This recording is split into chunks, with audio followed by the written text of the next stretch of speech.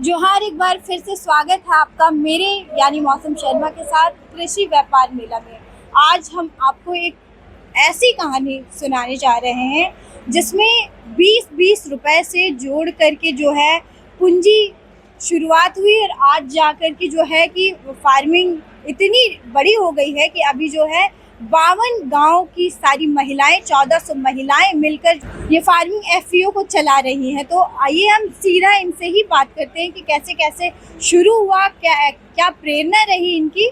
तो सबसे पहले आप लोगों के नाम। जोहार, मेरा नाम रीना सोरेन है और हम प्रदान संस्था के अंतर्गत काम करते हैं। और ये जो आप लोग देख रहे हैं ये हमारा Kisko farmer producer company limited है। इसके अंतर्गत अभी 1400 किसान महिला दीदी लोग इसमें जुड़ी हुई है और साथ में इसको आगे बढ़ा रही है ताकि जो फार्मिंग का काम है, खेती को हम लोग बढ़ावा दे रहे हैं। उसमें कि हम लोग दीदी लोगों को चाह रहे हैं कि वो सक्षम बने, आगे आकर के कुछ अपना डिसीजन ले पाए और वो लोग एक एंटरप्रेन्योर के तौर पे भी आगे आकर के काम कर पाए। तो इसके आगे हमारी जो दीदी है इनसे थोड़ा सा सुन लीजिएगा क्योंकि ये हमारी बीओडी दीदी है। कैसे शुरू किया आपने जो फार्मिंग संगठन बनाया, कैसे बनाया? शुरू से अपनी कहानी थोड़ा बताइए हमें। पहले अपना परिचय दीजिए। मेरा जोहार, मेरा नाम सरस्वती देवी और मैं तीसिया नावाटोली का रहने वाली हूँ, किस्को ब्लॉक, लोहरदगा जिला। और हम लोग ऐसे शुरुआत तो एसएजी मीटिंग से ही किए। एसएजी मीटिंग में बैठे तो हम लोग को संस्था वाला बताएं कि मतलब एपीओ कंपनी कैसे है, कैसे सरकार उसमें मतलब मदद कर रहे हैं, उस तरीका को बताएं। तो हम लोग समझे उसको कि किसान संगठन हम लोग को बनाना चाहिए। किसान संगठन बनाने के लिए हम लोग को 2000 1000 ऐसे मतलब जैसे एसएजी ग्रुप में हम लोग जुड़ते हैं ना, उस टाइम हम लोग को वहाँ अंश पूंजी जमा करना पड़ा। किसान समूह संगठन बनाने के लिए जमा करना पड़ा। जमा किए हम लोग और यहाँ से हम लोग को लाभ ये मिल रहा है कि हम लोग पूरे गांव का मिल के ही खेती के लिए बीज, या अभी धान का सीजन है तो धान, और आलू को सीजन में आलू, मटर जो भी है वो एक साथ मंगाते हैं तो हम लोग के लिए अच्छा कम पैसा में ही मिलता है।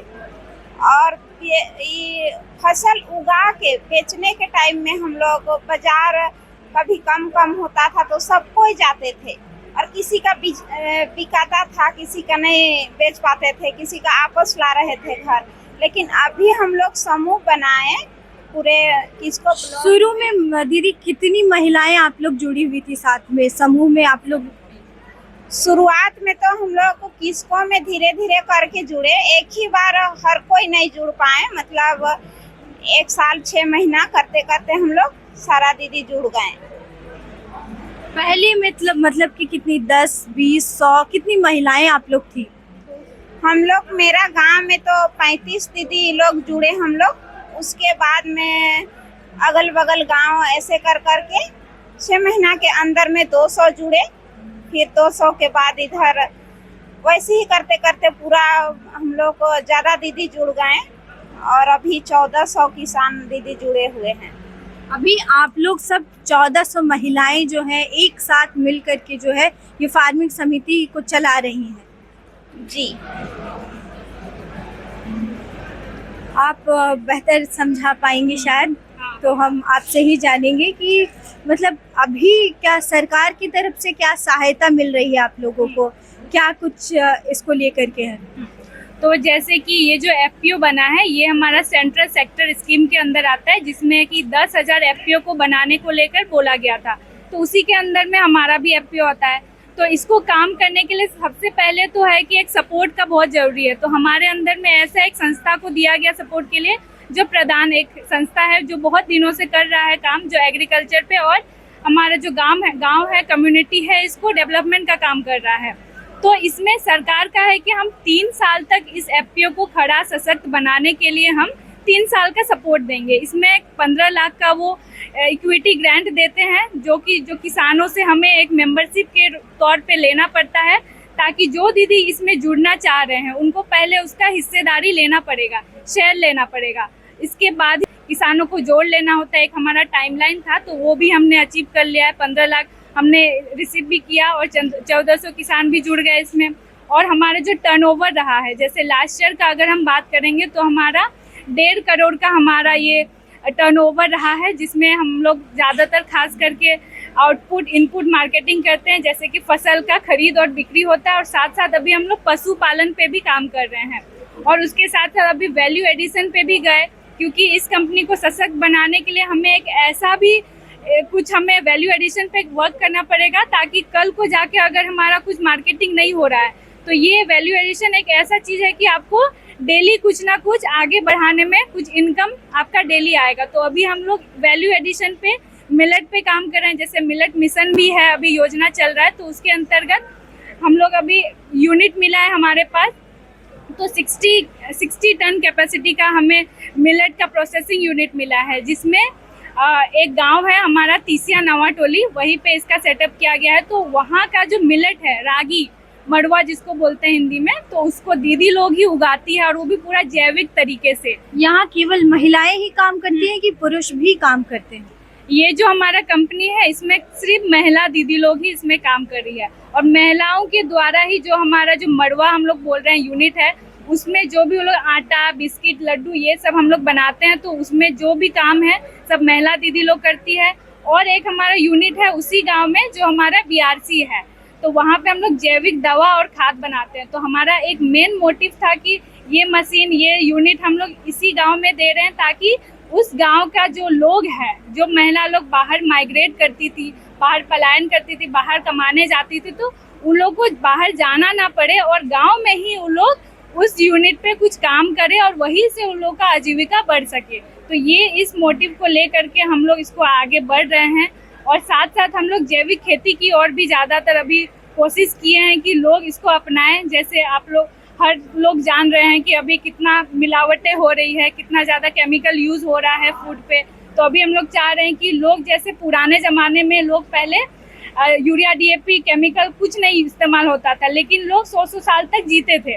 लेकिन अभी अगर हम लोग बात करेंगे तो उतना लोग नहीं जी पाते हैं। यही कारण है कि लोग अभी ज़्यादा केमिकल का इस्तेमाल कर रहे हैं। तो अभी हमारा चाहना है कि हम लोग पुराने तरीके को अपनाएं, जो हमारे पास जो अवेलेबल है गांव में, जैसे गोबर है, घास है, सूखा घास है, हरा घास है, ये सबको मिला करके हम लोग एक अच्छा सुपर कंपोस्ट बना सकते हैं, खाद बना सकते हैं, जो हमारे हेल्थ के लिए और साथ साथ हमारा जो ज़मीन भी हमारा अच्छा रहेगा। तो ये एक मोटिव को लेकर के ये पूरा FPO का सेटअप हम लोग बनाए हैं, ताकि इसमें दीदी लोग एक साथ आए और इनका बचत हो। हमारा एक मेन मोटो भी है कि दीदी लोग का बचत हो। यहाँ बचत किस तरह होगा, हो पा रहा है बचत? जैसे कि महिलाएं अभी जुड़ रही होंगी, काफी कुछ आसपास के इलाकों में क्या कुछ है, वहाँ की महिलाएं सशक्त हो पा रही हैं इसको लेकर के? हाँ, तो सशक्त हो रही है, क्योंकि देखिए पहला तो है कि सबसे बड़ा जो चैलेंज होता है एक किसान का, तो किसान का एक रहता है कि जो भी वो बीज खरीदता है उसको इतना समझ नहीं रहता है कि अगर वो कोई बीज खरीदने जा रहा है तो अच्छे क्वालिटी का है कि नहीं। वो खरीद करके ला रहा है, हो सकता है बहुत महंगा दाम है, लेकिन उसको लगाना है, क्योंकि साल भर का उसका आजीविका खेती से ही चलता है। तो खरीद के लाया, हो सकता है वो ज़मीन में लगाए लेकिन उपज हुआ नहीं, जर्मिनेशन हुआ नहीं, क्योंकि सीड का क्वालिटी नहीं था। तो पहला चीज़ यहीं पे किसान ठगा जाता है। और दूसरा चीज़ है, अगर वो फसल कर भी लिया, इसके बाद इतना होता है कि उसके पास बाजार नहीं आता है। मतलब अगर उनका ज़्यादा उत्पादन हो गया तो उनके तक गाड़ी नहीं पहुंच पाता है, उनको ठग लिया जाता है। बिचौलिया जो लोग होते हैं, मिडिल मैन, वो लोग घुस करके कुछ भी अंधवारी रेट, मतलब एक फॉल्स वाला रेट बता करके दीदी लोग को ठग करके चले जाते हैं। लेकिन यहाँ है कि अब संगठन होके, मतलब एक ग्रुप बना करके दीदी लोग एक संगठन बना रही है, जिसमें एक साथ मिल करके दीदी लोग कोई भी बीज, खाद, दवा अगर मंगाएंगे तो उन लोग को सस्ता पड़ेगा, क्योंकि कोई भी चीज़ हम लोग होलसेल में लेंगे तो हमें सस्ता पड़ेगा। और साथ में यहाँ हम लोग सामूहिक खेती करवाते हैं। सामूहिक खेती में है कि साथ में बीज आएगा, एक समय पे हमारा फसल लगेगा, फिर जब फसल तैयार होगा तो हमारा एक साथ ही सबका तैयार होगा। तो इसमें क्या है कि हमारा जो प्रोडक्शन हमारा बल्क में होगा तो गाड़ी आपके पास खुद आएगा। तो ये जो हमारा कंपनी है, इसमें हम लोग मार्केट भी एक्सप्लोर करते हैं। ये नहीं कि अगर हमारा लोकल रेट हमारा कम है तो हमारे पास बाहर का भी रेट है, बाहर के वेंडर वो लोग बढ़िया रेट देते हैं, तो हम किसानों को बढ़िया रेट दिलाते हैं, जिससे उसका जो प्रॉफिट है वो ज़्यादा उनका बचत होता है। तो ये सोच करके हमारा ये पूरा एफपीओ काम कर रहा है। आपने मशरूम की फार्मिंग के बारे में सुना होगा, मशरूम खाए भी होंगे, लेकिन क्या आपने नूडल्स खाए हैं जो मशरूम से बनते हैं? और अचार, चॉकलेट, तो ये स्टॉल उसी के लिए है खास, जो है मशरूम से क्या कुछ बनता है और कैसे क्या कुछ होता है, इनसे जानते हैं। मशरूम के फार्मिंग है हमारे पास, ऑस्टर और बटन का फार्मिंग है हमारा। और ऑस्टर का हमने सारा प्रोडक्ट बनाया है। ऑस्टर का पिकल है हमारे पास, ऑस्टर मशरूम का हमारे पास, oyster spicy pickle, oyster sweet and sour है, बटन पिकल है।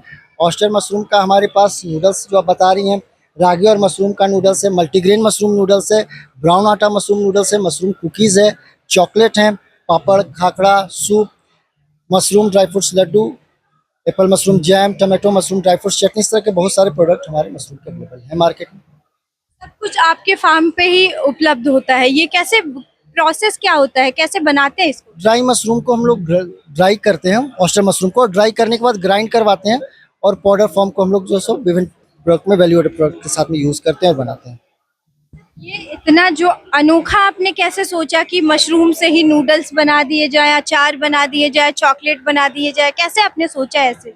मशरूम पहले मैम यूज़ होता था, अगर सेल नहीं हो पाता था तो उसका कुछ ऑप्शन दिखता नहीं था, ख़राब होता था मार्केट में, और बड़ा कम कॉस्ट मिल पाता था। किसान भाई जो काम करते थे, इस तरह का जितना मेहनत करते थे उस तरह का उनको प्रॉपर मिल नहीं पाता था, उसका जो रेट होता है, और लॉस होता था।